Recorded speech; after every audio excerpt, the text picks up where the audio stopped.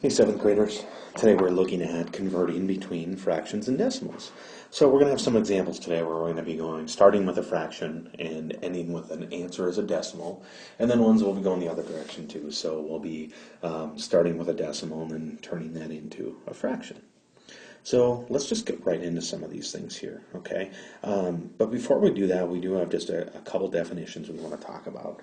So we have two different types of decimals that we can have, or that we're going to have today anyway, that we'll see. There's a third type, but we're not going to talk about that quite yet.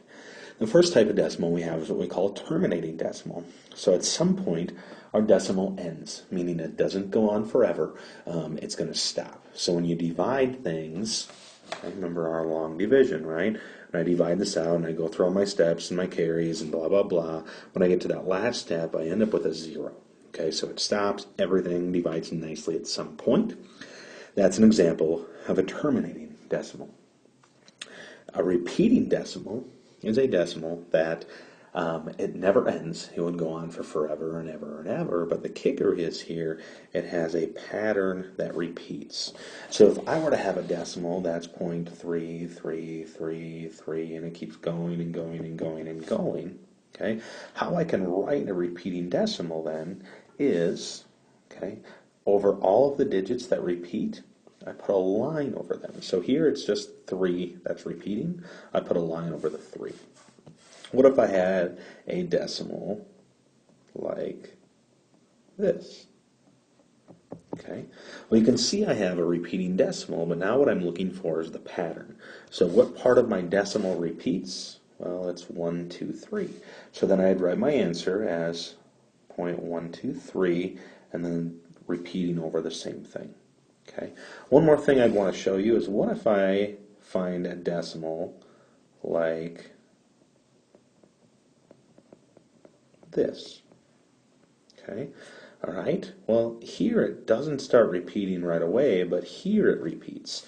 So I'm going to write the number that doesn't repeat regularly, and then the 4 is my repeating piece here, so I would put the repeating piece just over the 4.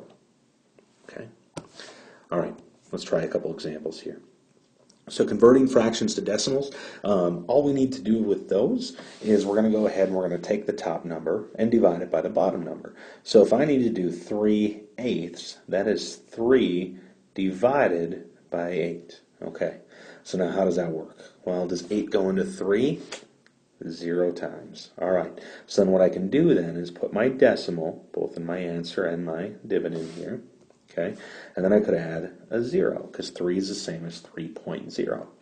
Now, does 8 go into 30? So I ignore the decimal down here. Does 8 go into 30? Yep, 3 times. Then 3 times 8 is 24.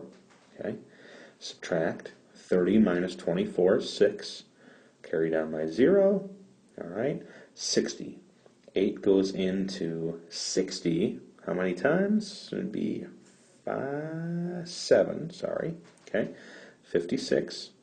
If I subtract those, I'd get 4.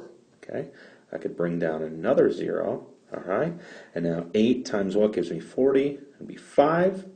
5 times 8 would be 40. When I subtract these, I get nothing. All right, so this is one of those decimals that terminates, okay, because it ends nicely. All right, let's look at our next one here. We have 1/11. So again, this would be 1 divided by 11.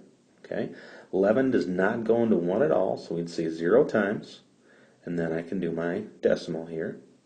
Does 11 go into 10? Nope, not at all. So I put another 0. Okay, now, does 11 go into 100? And yes, it does. It would go in there 9 times. Okay? Go in there 9 times. Oops, excuse me. All right. 9 times 11 would be 99. And when I subtract, okay, I would get 1. Bring down the next 0. Now, does 11 go into 10? No, it doesn't. So this would be a 0. Put another 0 there, 100. Does it go in there? Yeah, 9 times.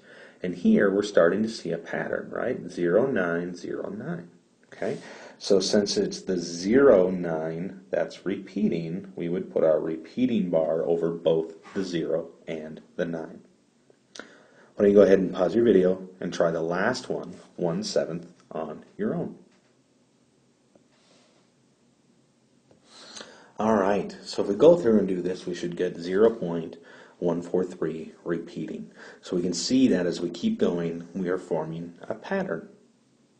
All right, and the last ones we want to look at here are converting decimals to fractions. So what we need to do here is just remember our placeholders. So here we have 0.7, all right? Well, one placeholder would be the tenths position. So 0.7 would be 7/10, okay? And then I would rewrite this or simplify if I can. 7 and 10 have nothing in common. This would be my final answer. This one here, okay, 1.29, all right? Well, I have a 1, so I can write it as a mixed number. Okay, so it'd be 1 and then 2 digits, so this is tenths, hundredths. So I would have 29 100ths. And then I would reduce that if I can. 29 and 100, though, have nothing in common, so that's the best I could do. So let's go ahead and pause your video, try the last one on your own. All right, guys, in 0.0041, the 1 would be in the 10,000th place. So we have 41 10,000ths, and again, this one does not simplify. And the last piece we want to look at for today is we're going to have a few problems that ask us to compare some integers. So what we want to do is we want to either convert both of our numbers to fractions or both of our numbers to decimals. Either way is fine.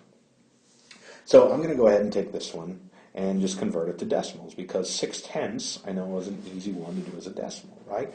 Looking at our last example, right? If we have something in the 10th position, right, it's a 10th fraction. So 7/10 was 0.7. So in our example here, okay, 6/10 would be just 0.6.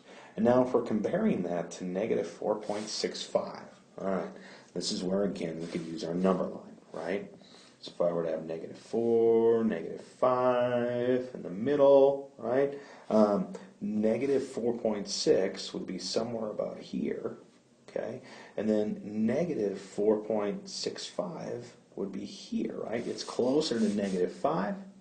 So which one's closer to 0, or I should say farther to the right? This one's farther to the right, which means that's our bigger number.